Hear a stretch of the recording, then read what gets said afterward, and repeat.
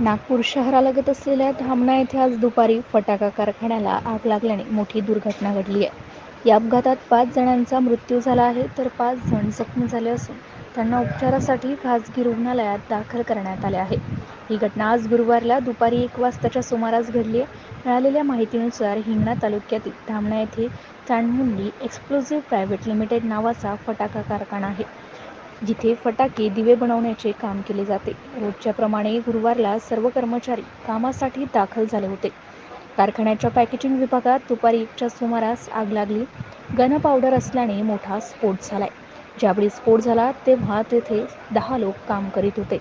हा अपघात इतका भीषण होता की तिथे काम करणाऱ्या 5 जणांचा मृत्यू झालाय तर 4 जण गंभीर जखमी झाले। मृतांमध्ये 4 महिला आणि 1 पुरुषाचा समावेश आहे। मृतक प्रांजली मोंद्रे वय 22 वर्ष, प्राची फलके वय 20 वर्ष, वैशाली क्षीरसागर वय 20 वर्ष, मोनाली अलोणी वय 27 वर्ष हे सर्व राहणार धामणा येथे रहिवासी आहेत।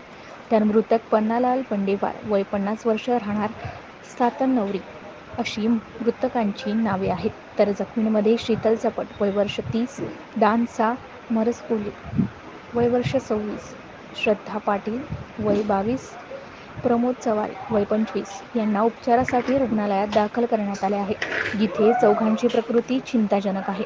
घटनेची माहिती मिळताच हिंगणा पोलीस बचाव पथकासह तात्काळ घटनास्थळी दाखल झाले, मात्र आग कशी लागली हे अद्याप समोर आलेले नाही। हा स्फोट इतका शक्तिशाली होता की कारखान्याची भिंतही तुटली आणि छतही उडून गेले। घटनेची माहिती मिळताच मृत व जखमी कुटुंबीय घटनास्थळी पोहोचले। फटाका कारखान्यात स्फोट झाल्याची माहिती मिळताच काटोलचे आमदार अनिल देशमुख आपल्या समर्थकांसह घटनास्थळी पोहोचले। त्यांनी तिथे उपस्थित अधिकाऱ्यांना तातडीने मदत बचाव कार्याला गती देण्याचे आदेश दिले। हिंगणा पोलिसांचे पथक घटनास्थळी पोहोचले असून मदत कार्य सुरू आहे।